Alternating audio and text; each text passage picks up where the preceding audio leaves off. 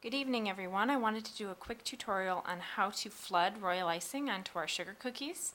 I've already flooded the cookie on the left with the pink royal icing, and I'm going to do the same to the cookie on the right.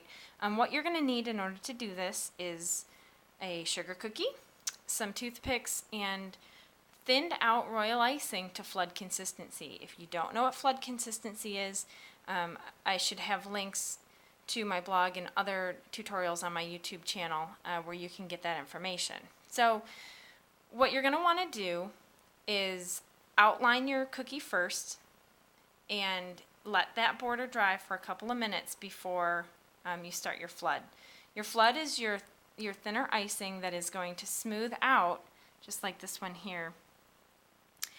It's going to spread out completely over the cookie and really give it that smooth, nice finished look. So what you'll do here is you're going to take your flood icing and you're going to want to go around the border of the piping that you've done to make sure that you get it all the way to the edge, and then we'll fill in the center. I'm going to show you how we do that now.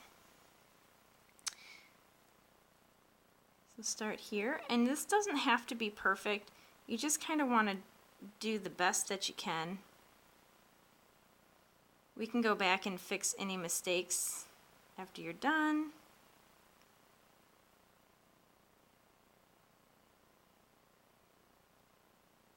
You want to get good coverage over the cookie, but don't fill it too much so that it flows over that border. So I've covered the cookie completely, and then what we'll do is we're going to give it a little bit of a shake and a couple of taps.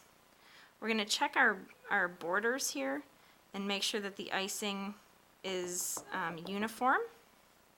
You'll notice that this part of the heart, if I wanted to be really picky, I could pull this icing out just a little bit